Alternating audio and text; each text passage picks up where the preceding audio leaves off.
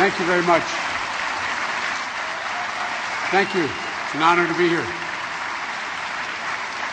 Thank you. Thank you very much. Good morning. Mr. President, thank you for that lovely introduction.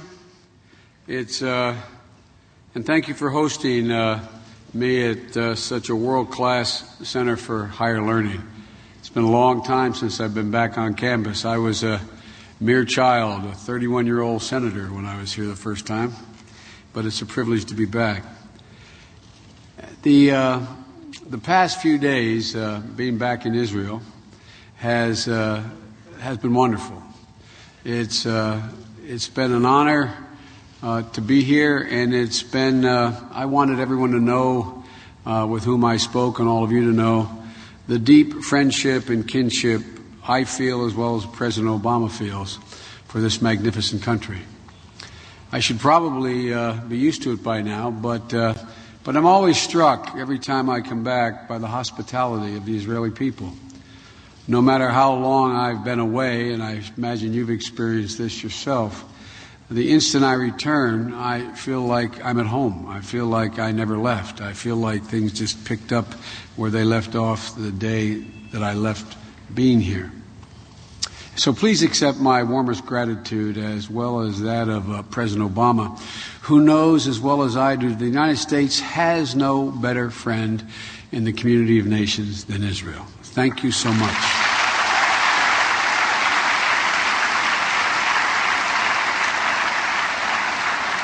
I see some of my U.S. friends down there in the front row. I won't identify them and ruin their reputations, but they know where my love for this country comes. It started at my dinner table with my father, who you would refer to as a righteous Christian. My dinner table was a place where we gathered to have conversation and incidentally eat, as opposed to the other way around. And my father's support for Israel, his outrage for what had happened in the 30s and the failure of the World Act, his support for the creation of the State of Israel, it generated a feeling for Israel that began in my gut and went to my heart, and the older I got, matured in my mind. During those sessions, my father often spoke passionately about the special connection between the Jewish people and this land. Like many of my countrymen, I experienced the magic of Israel at a relatively young age. At least it looks young now from my perspective. When I first visited here in 1973 on the eve of the Yom Kippur War, your nation was only a quarter century old, and I was not much older. Already Israel had a tragic as well as triumphal history behind it. And as we all know, some very difficult days ahead. Already there was a sense in this country that anything was possible. My first meeting in Israel was maybe the one that I carry closest to my heart. My first meeting in Israel was invited by a woman named Golda Meir, who I admired from afar, as millions of Americans did. We sort of claimed her as our own. I know she's Israeli, but we claimed her. We claimed her as our own in America. And I remember walking into her office, and as a young senator, being literally in awe as she was so gracious in the way she accepted me and gave me a hug, more like my mother would, sat down behind her desk, and while chain smoking, she had a series of maps behind her. And there were 6 or 7 maps. She kept flipping the maps up and down and explaining to me what exactly had happened in the Six-Day War. And there was a young man sitting next to me, a guy named Yitzhak Rabin, who I met for the first time. And as she pulled those maps up and down, educating this young senator as to the threat that this young nation of Israel was facing, I guess she could see the sense of apprehension on my face. I found myself the more she talked about 2 million Jews, and back then, by the way, there were not that many Arabs compared to today. The numbers were much smaller, but they were still exponentially larger than the Jewish population. And as she went through the threats that were faced and how they'd come through the battles of the Six-Day War, she spoke so passionately about her country. And I was concerned. I guess it showed in my face that I was concerned that, surrounded by the neighbors who denied the very right of the nation to exist, how were you going to do this? And the Prime Minister caught me off guard. After about an hour and a half, she looked at me and she said, Senator, would you like a photo opportunity? And I thought, what the hell is a photo opportunity? And I said, well, yes, Madam Prime Minister. We opened those double doors and we walked out into the ante room of her office, and there was a lot of press there. And a lot. Half a dozen photographers and cameras. For me, that was a lot. Not like today. And I started snapping pictures. And while looking straight ahead, she talked to me without turning her head. She said, Senator, don't look so worried. She said, I said, well, I am, Madam President. And because I just had this hour and a half. And she said, we Israelis have a secret weapon. And I thought she only had said this to me, no one else in the whole world. She said, we have a secret weapon in our struggle with the Arabs. And I thought she was going to tell me about a new secret weapon. So I found myself turning and looking at her in the press, because this was all just a stand-up photo opportunity. And she said, we have a secret weapon. We have nowhere else to go. That trip was almost 4 decades ago. But I remember it as clearly as it happened yesterday.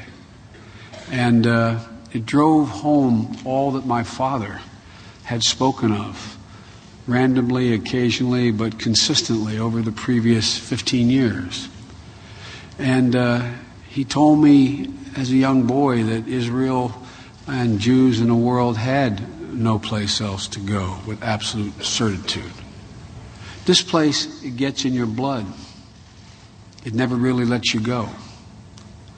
I expect that there are several people in the audience today who've had similar experiences, who first came here as tourists or religious pilgrims and ended up making Aliyah and launching a new life in northern kibbutz or a small town in the Negev or in the beautiful city by the sea. Throughout my career, Israel has not only remained close to my heart, but it's been the center of my work as a United States Senator and now as Vice President of the United States. I've had the privilege of returning many times, and to know every one of your prime ministers over these past 3.5 decades, including your current leader, who is a close personal friend of over 33 years, Bibi Netanyahu. Israel history is a tale of remarkable accomplishment. On a perilous patch of desert with sparse natural resources, you built perhaps the most innovative economy in the world. You have more startups per capita than any nation on the planet, more firms in the NASDAQ exchange than anyone except the United States, and more U.S. patents per capita than any country, including my own. You've cultivated the gifts of 11 Nobel laureates, the great, and as well as those of the great Isaac Perlman. In the recent years, you have Shea Agassi, whose path-breaking work on electric automobiles began not very far from where I stand. Israel owes this remarkable and yet improbable success, I believe, to your democratic traditions, to its patriotic and pioneering citizens, and, as with my own country, to its willingness to welcome the persecuted and downtrodden from far-flung corners of the globe. All this gives life to Theodore Herzl's famous slogan, which I was reminded of this week while visiting his grave on this 150th anniversary of his birth. He said, "If you will it, it is no dream." I had said in a speech in the United States some years ago, for which I got some criticism, I said, were I a Jew, I would be a Zionist, and it got a lot of national publicity. How could I say that? Until I was reminded by my father, you need not be a Jew to be a Zionist. Ladies and gentlemen, just over 60 years ago, Israel founders gave life to Herzl's dream by willing Israel into being. Since then, this nation has become more than an undeniable fact, more than just a legacy of age-old ties between a people and a land, though it is both of those things. Your very existence is also a hard-won and inviolable right.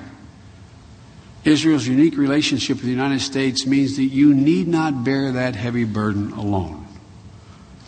Our nation's unbreakable bond, born of common values, interwoven cultures, and mutual interest, has spanned the entirety of Israel's history. And it's impervious to any shifts